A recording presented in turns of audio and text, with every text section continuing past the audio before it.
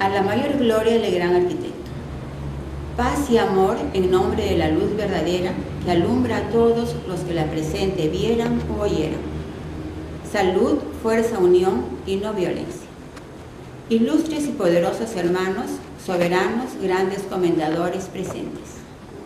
Muy respetables hermanos, grandes maestros, vicegrandes maestros y paz grandes maestros de las logias del mundo, asistentes al tercer encuentro de logias mixtas organizada por la Gran Logia Benito Juárez del municipio de Atitalaquia en el estado de Hidalgo, México.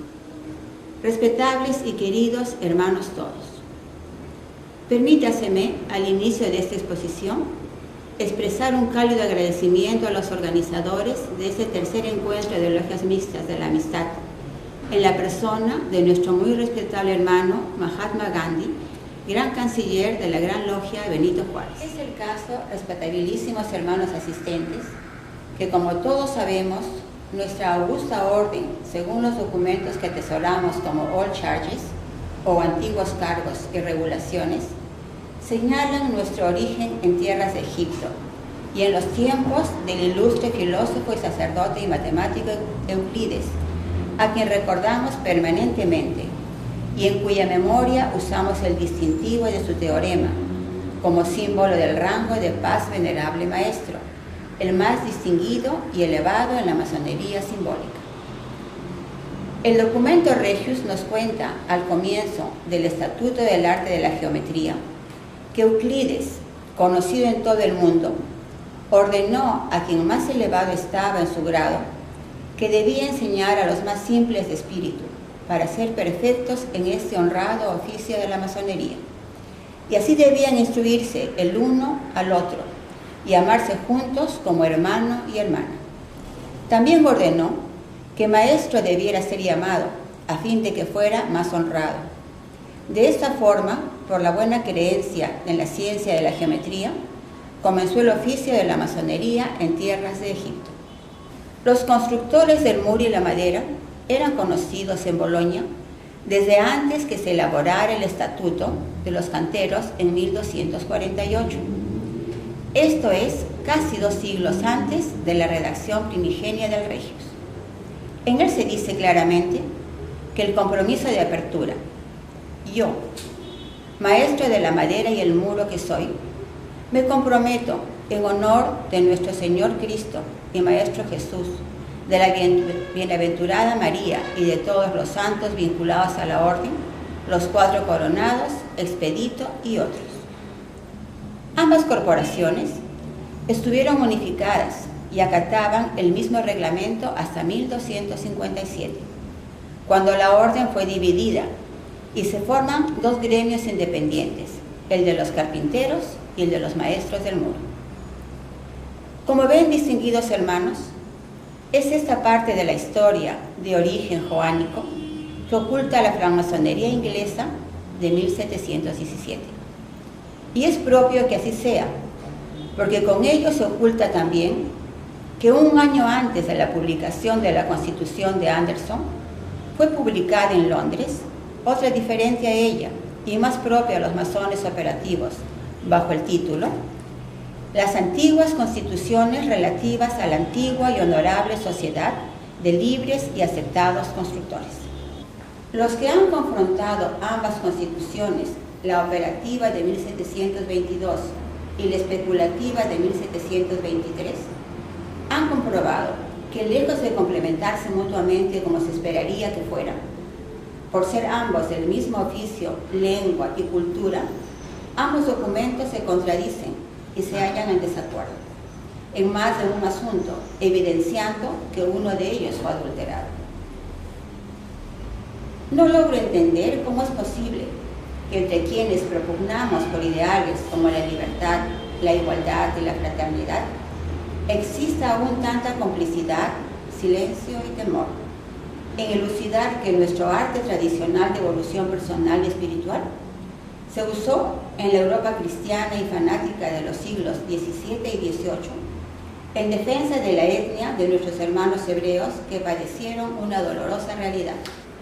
Todos los signos, gestos, palabras de la moderna francmasonería inglesa, están asociados a sus actos devocionales de promesas y juramentos, de holocaustos, reclamaciones y alianzas, con ese pasado sueño de recibir el bien, de ser considerados como ciudadanos del mundo, sin la confinación obligatoria a los guetos de los extramuros de las ciudades medievales. Los logros de la revolución judeo-masónica en Francia permitió la emancipación de nuestros hermanos hebreos en 1792, mediante decreto de la Asamblea Nacional, que como hito fundamental consigue luego la emancipación en Holanda en 1796 y progresivamente en todas las comarcas europeas en los próximos 100 años. A ese compromiso adquirido se debió la labor del Resh Galuta o exilarca, Haim Samuel Jacob, rabino y esotérico del siglo XVIII, y quien creó los rituales de semblanza judía en el llamado rito de York. Usos y costumbres del rito escocés evidencian su origen en las logias de San Juan y modularmente su descendencia de la orden de leñadores y carpinteros, vestigios tales como el cepillo de la viuda, la columna hueca, el tronco de beneficencia, que aluden respectivamente a María Betania, la viuda simbólica de Jesús, el tronco de los árboles y el modo de recolección de la ayuda solidaria. Los diáconos, que eran oficiales propios y exclusivos del rito escocés, cumplían doble función. La primera como auxiliares del obispo, para la realización de la misa concelebrada, y la segunda como oficiales de construcción, de vigilar a los vigilantes y obreros en el cumplimiento de las órdenes del obispo arquitecto y darle cuenta de lo mismo.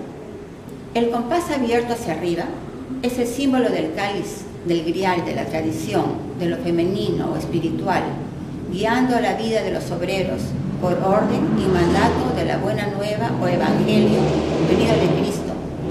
Anda, ve y dile a los hermanos. La escuadra con el vértice hacia arriba denota la evolución como camino de la forma material. Cuando se tuercen los símbolos para establecer la Magén David como herencia hebrea, se torció también el sentido ético de la masonería, donde el actuar con amor y servicio se sustituye por el tener posesiones y apegos. No es un capricho moderno de la masonería mixta, es una sentencia que viene del pasado, según nuestros escritos u old charges, y también a través del libro más vendido en nuestra América, la Biblia. En ella claramente se indica que la imagen y apariencia de Dios es dual, varón y hembra.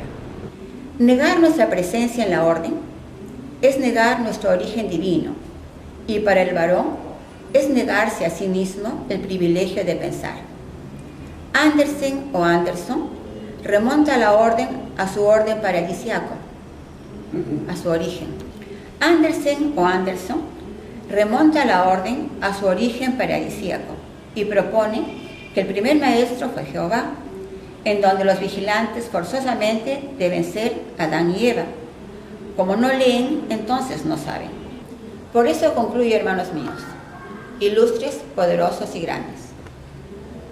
Concluyo diciendo que si los francmasones siguen postulando, como los curas católicos previos al Concilio de Trento en 1530, que las mujeres no tenemos alma, ellos mismos no podrán elaborar un alma inmortal, creciente, al negar la admisión en la orden a los individuos de mi género, porque no entienden que la mecánica de la cadena evolutiva es alterna, masculino, femenino, por lo que aquellos equivocados machistas, sin saberlo, se niegan a sí mismos el acceso a progresar en la vida espiritual individual, porque mañana, en su próxima encarnación como dama, quedarán marginados por sus equívocas decisiones de hoy, al negar ciegamente nuestra participación dinámica y causal. Recordemos que no puede ser libre aquel que renuncia a su divino privilegio de pensar y se somete a la voluntad de potencia extranjera y supedita sus actos a dogmas lejanos de lengua no materna. No puede clamar igualdad aquel que no sabe exigir de sus pares el trato recíproco que ellos le reclaman. No se puede hablar de fraternidad cuando no se trata de manera armónica a quien constituye su extremo manifiesto, en la imagen de Dios, varón y hembra los creó. Nuestra masonería mixta, a diferencia de las logias femeninas o masculinas, tiene la particularidad de la inclusión plena, libre e igualitaria, donde hermanos y hermanas, como siempre, nos perfeccionamos en ser amigos a través de la toma de conciencia y de la práctica del servicio. Dios amor los bendiga en la lucha incesante del amor contra el egoísmo, de la verdad contra la mentira y del amor contra el odio. Gracias por su atención.